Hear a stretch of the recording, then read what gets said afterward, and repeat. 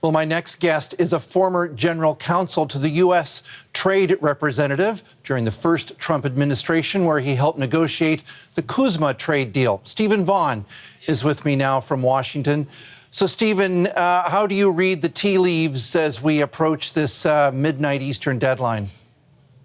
Hey, look, I think in any trade negotiation, you have to wait until you get close to the deadline. That's when deals get made. It sounds like that they've narrowed it down to a relatively small set of issues, and it's gotten up to the principal level where the president and the prime minister are negotiating with each other directly. This is what a well-organized trade negotiation looks like.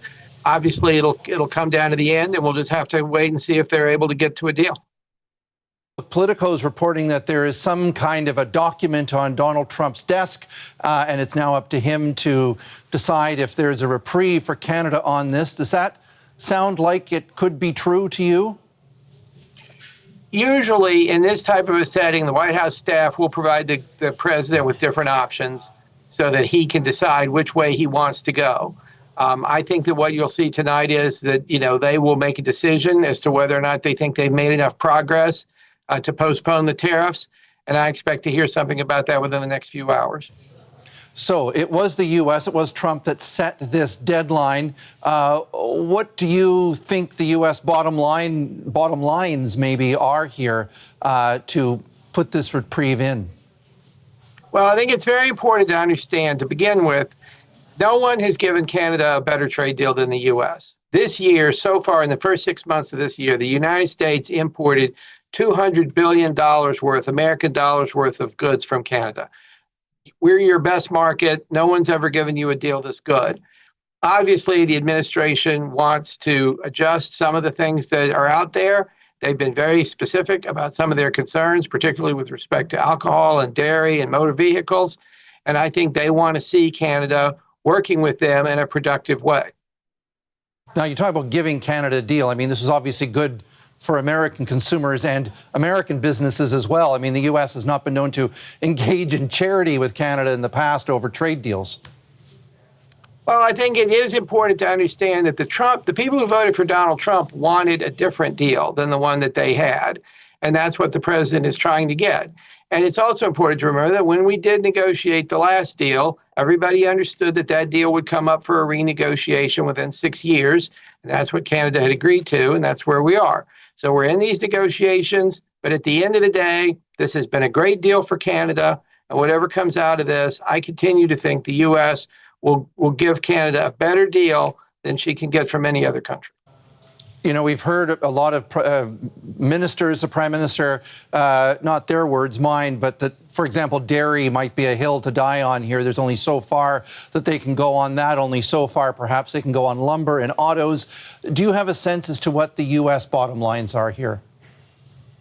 Well, I think that I'm sure by now that the Americans have been very clear in telling the Canadian government what they're looking for. But I think, everyone needs to understand in any trade negotiation, there's a price. If you want to have a closed dairy market, if you want to have closed markets and keep the Americans out of those markets, then you're not going to get as much access to the U.S. market. That's just basic trade negotiation 101. So it'll be up to the Carney government to see, what they're willing to do. It sounds to me like the Americans have been very clear about what they're looking for. And now the Canadian government has to decide, whether they're ready to move forward. This side of the border, Canada looks at its leverage and they see the potential midterms and the political dynamics there. States like Michigan, states like Maine that Trump will want to keep. Really, from your point of view, how much do those kind of political considerations factor into this deal? Well, I think you got to be very careful about that. Michigan voted for Donald Trump in 2024. You've got a pretty big auto sector in Michigan. People there definitely want to make sure that they're going to have good auto jobs. And part of what the president is going to be very concerned about is, are we doing what we can to make sure that we have strong manufacturing in the United States? I don't think you're going to see a lot of Americans down here pushing to undermine U.S. manufacturing. I think that's a pretty big deal in this country. So again, I still think when you look at the whole deal and you look at it in context, what you're seeing is Canada is being offered a deal that no other country could get. and they just have to decide whether or not they want to take it. Mr. Vaughn, thank you very much. Thank you. That was Stephen Vaughn. He's a former general counsel to the United States Trade Representative during the first Trump administration.